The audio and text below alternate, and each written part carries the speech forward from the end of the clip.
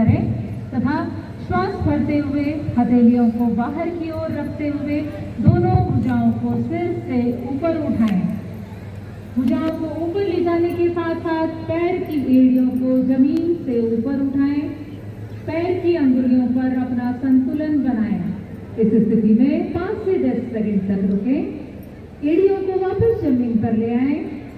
श्वास को शरीर से बाहर छोड़ते हुए हाथ की अंगुलियों को अलग अलग करें। भुजाओं को वापस लाएं और प्रारंभिक स्थिति में वापस आ जाएं। इस आसन के अभ्यास से शरीर में स्थिरता आती है। अब हम करेंगे वृक्ष आसन। दोनों पैरों में 2 इंच का अंतर रखते हुए खड़े हो जाएं। आंखों के एक बिंदु पर ध्यान केंद्रित करें। श्वास को शरीर के बाहर छोड़ते हुए दाएं पैर को पकड़कर उसके पंजे को बाएं पैर की अंदरूनी जांघ पर रखें। श्वास को शरीर के अंदर लेते हुए दोनों हाथों को ऊपर की ओर ले जाकर दोनों हथेलियों को नमस्कार मुद्रा में जोड़ें। अब श्वास छोड़ते हुए प्रारंभिक स्थिति में वापस आ जाएं। इस आसन को बाएं पैर से भी दोहराएं।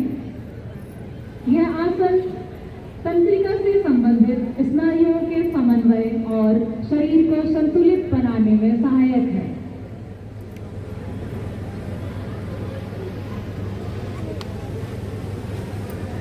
श्वास लें और सामान्य स्थिति में वापस आ जाएं। अगला अभ्यास पादहस्तासन। दोनों पैरों के बीच 2 इंच का अंतर रखते हुए खड़े हो जाएं। धीरे धीरे श्वास को शरीर के अंदर खींचते हुए हाथों को ऊपर की ओर ले जाएं। कटी भाग से शरीर को ऊपर की ओर ले जाएं। श्वास छोड़ते हुए सामने की ओर झुकें जब तक हथेलियां जमीन को स्पर्श न करें। कमर को खींचते हुए जितना संभव हो सीधा रखने का प्रयास करें। श्वास प्रश्वास के साथ इस स्थिति में 5 से 10 सेकंड तक रुकें। श्वास को भरते हुए धीरे धीरे हाथों को सिर के ऊपर तक खींच कर रखें।